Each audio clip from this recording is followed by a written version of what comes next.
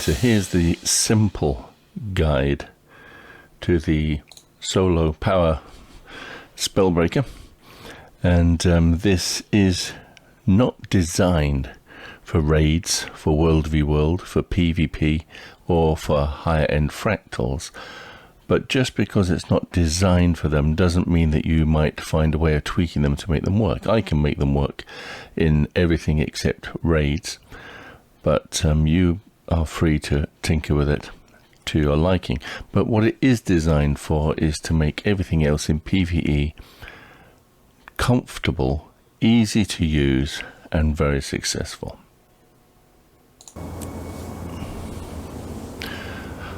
So naturally, all of your armor is going to be power based. Now I've gone for the Rune of the Ogre, and the reason I've gone for the Rune of the Ogre is this.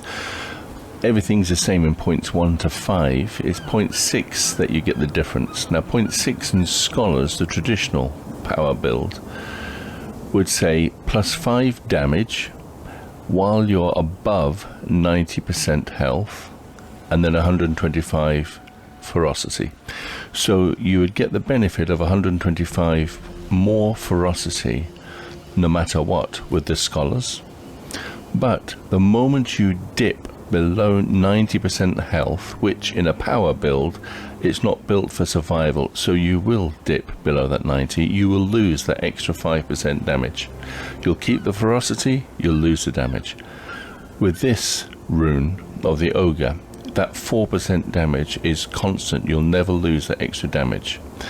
The Rock Dog is actually based on the power that you have. It's not pathetic at all, and in actual fact you'll find it a big boon, and it can also draw enemies away from you. Not for long, but it certainly can. It's a big boon. So the Scholars, obviously it's more expensive. It is the meta to use Scholars, but just be aware that if you're using any kind of glass cannon build, that as soon as you dip below that 90% health in a fight or prolonged battle, especially if it's with a group, you have lost that 5% extra damage.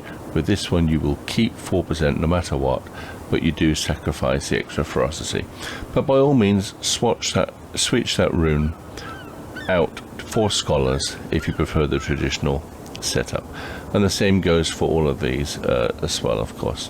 The weapons, again, you want the power build. Now I go for Sigil of Force and Sigil of the Night.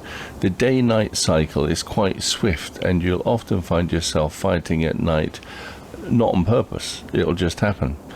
It's increased by 3% with an additional 7% at night, so that'll give you an extra 10% at night. You can do that on purpose if you really wanted to fight at night, but otherwise you're going to constantly get an extra 3% no matter what. So the total of that will be an extra 8% damage, guaranteed. It's not conditional on anything. Increased up to 15% when it's at night, which would be incidental to your plans. But like I said, it's a short switch over night to day. Let's have a look at the build. So starting with strength, obviously you've got the 3 that you can't do anything about if you're going to go strength, but strength does boost your power stat, so it's helpful to have. And I've gone here for the physical skills to have a reduced recharge and increase all the outgoings for a period at the same time. Now then, this is the only one that I've got as physical, but I've got it for 2 reasons. The knockback, you will see later why I've chosen the knockback. It will also give me 6 seconds of additional 15% damage, and if you look at the kick, it's every 2.5 seconds if I don't let it get to the recharge. So every 2.5 seconds, plus waiting for it to recharge again, or by all means trigger 2, you can have 6 seconds of damage. In other words, there's no reason why you can't have that extra 15% damage up as a constant with that trait. This one, naturally, when I switch weapons, it will be to Greatsword, and this will trigger up the might. It will also give you 120 power, which is very decent to have. Lastly, I've gone for Berserker's Power. Gain increased damage when you use a burst skill, so it doesn't have to be a Berserker skill, a burst skill, and the damage is increased based on your adrenaline. So, in other words, the fuller your adrenaline bar, the more damage you'll do when your burst skill is activated by yourself. Coming now to Discipline, again, you've got the ones that are standard. Faster recharge, extra adrenaline on the weapon swap, which of course makes the Berserker's Power go up. For my choices, I've gone with Warrior Sprint. Basically, you've got this 25% mobility, which is very good to have. And also, while you have swiftness, which other skills later you see does have swiftness, you'll get a 7% damage increase. Down here, you are swapping weapons with fast hands to get other boons already. Well, why not have it remove a condition at the same time? Now then, if you didn't like this physical skill, you could swap that out for a banner quite easily. If you did swap it out for a banner, naturally swap this Brawler's Recovery for this double standards of banner.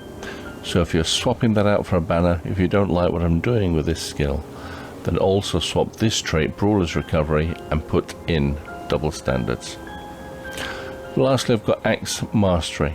Not only will it give you ferocity for each axe that you are wielding, but the recharge is also reduced, and it grants adrenaline when you're critically striking.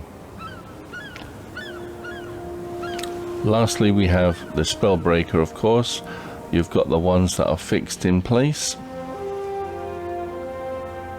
and the ones I've chosen deal increased critical hit damage. This bonus is doubled against boonless foes. Some of your skills will take off boons, so you have a better chance of increasing that critical damage to 14%, but if not, at least you're getting a straight 7% critical damage increase each time. Full counter applies cripple and slow.